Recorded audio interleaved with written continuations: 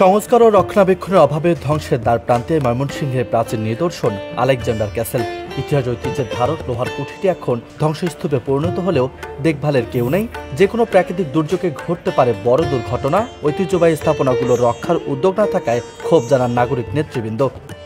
দিনকে দিন এটার অযত্ন, অবহেলা, বিশেষ করে সংস্কার না করার জন্য এটা এখন ধ্বংসের মুখোমুখি হয়ে দাঁড়িয়েছে। এই ধরনের একটি ক্যাসেলকে সংরক্ষণ করা জাতীয়ভাবে আমাদের কর্তব্য। সরকার এ ব্যাপারে কেন এগিয়ে আসছে না আমরা জানি না। আর সাধারণ নাগরিকের পক্ষ থেকে বলছি, যত তাড়াতাড়ি সম্ভব ময়মনসিংহের এই সম্পদটিকে সংরক্ষণ করুন। আমরা এই ব্যাপারে সোচ্চার, প্রয়োজনে আমরা আরো বেশি পদক্ষেপ নিব। আমরা নতুন প্রজন্মদেরকে আমরা পড়াশোনা করাই, তারা এই যে একটা প্রাচীন ঐতিহ্য এসে দেখে, এটা প্রত্নতাত্ত্বিক নিদর্শনের ভিতরে আছে, এটা সংরক্ষণ করা খুব জরুরি।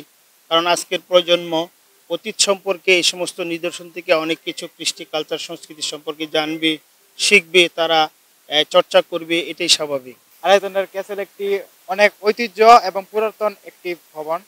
তো এটা নির্মাণ করেছিলেন রাজা শশীকান্ত। তো ওনার নির্মাণ করার ফলে দেখা যায় অনেক সময় বিভিন্ন প্রাকৃতিক দুর্যোগের ফলে এটি ক্ষতিগ্রস্ত, ধরতে গেলে প্রায় এখন ধ্বংসাবশেষ হিসেবে এটি টিকে আছে।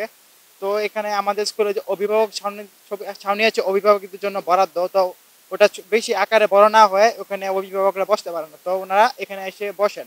তো বসার ফলে কিন্তু ওনারা নিরাপত্তাহীনতায় ভোগেন।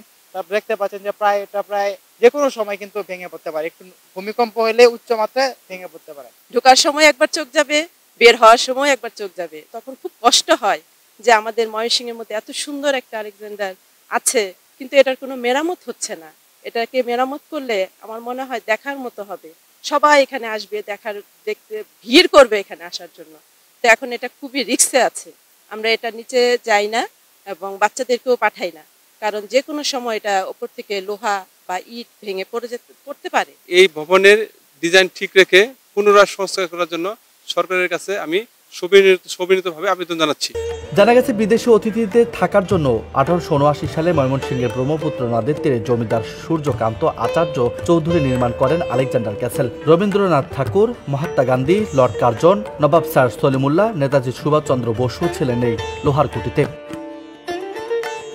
তবে সংস্কারের অভাবে স্থাপনাটি আজ পড়ে আছে দুরবস্থায়। খসে পড়ছে পলেস্তারা, চুরি হয়ে যাচ্ছে লোহার তৈরি বিভিন্ন অংশ, বিভিন্ন জায়গায় দেখা দিয়েছে ফাটল।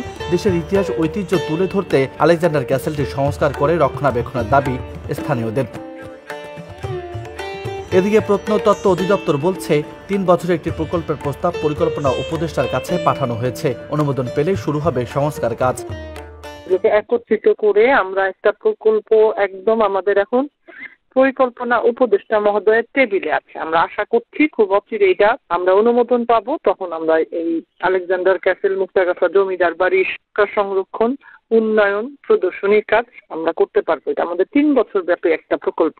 146 বছরের পুরাতন ভবনটি সংস্কারের পাশাপাশি ভবন ঘিরে সেখানে গড়ে তোলা হবে পর্যটন কেন্দ্র, এমনটাই প্রত্যাশা ময়মনসিংহবাসীর।